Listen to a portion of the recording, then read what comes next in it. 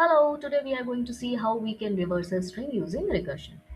And for that, I have created a class which is reverse string. Now I'm going to create another class, let's say string OPE. Now this class is going to have one method, let's say get reversed string.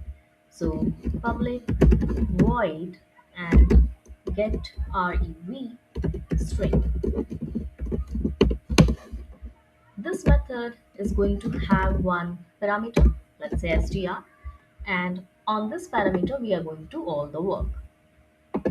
So when we will return the value which is reversed string, we need something to catch it. And for that I'm going to have the variable, let's say result. And then I'm going to create another method and use that method for the recursion. So let's say get string. And here I'm going to pass string. So what else I can pass? What else I can pass? Maybe I can just pass the size of the string.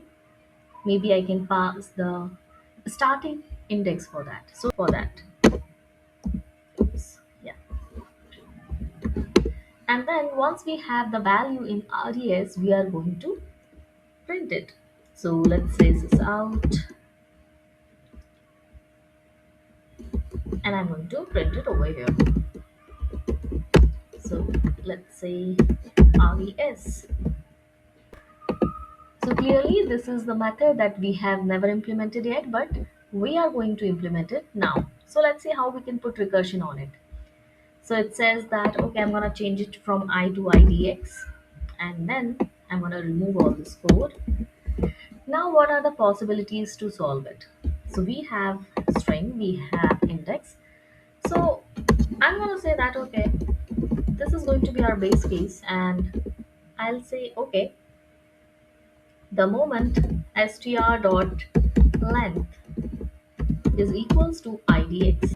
Let's say if size of the string is 6 and idx becomes 6.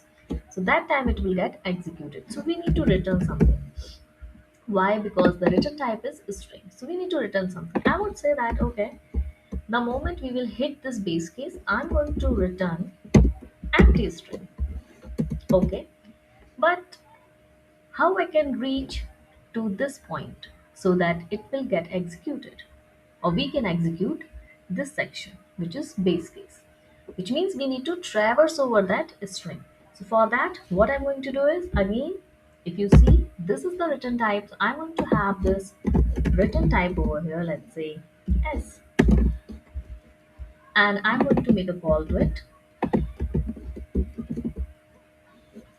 Now we have to pass the parameters. So str is going to be the same, and every time I'm moving forward, so it's going to be idx plus 1. And then this is how we are going to traverse over that string. And this is going to return us the value which is nothing but this. Now once I have this, how can I just reverse it? Because this recursion part has already been done. So okay, let us try. I would say, okay, give me another string, let's say s2, and I'm going to use this s. Whatever this recursion is returning, I'm going to make use of it. So s plus. Now we need to read the character itself. How we can read the character of a string? So I will say, okay, I need to read the character of string str.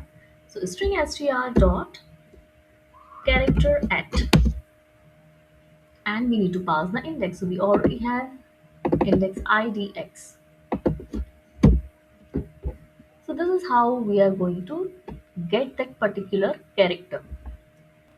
So now I'm going to say I have done everything. Now time to return something. What I need to return? I need to return string. So what I will return? S2. Okay.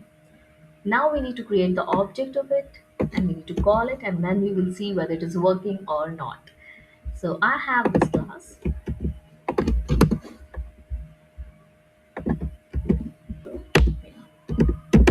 Object of this class.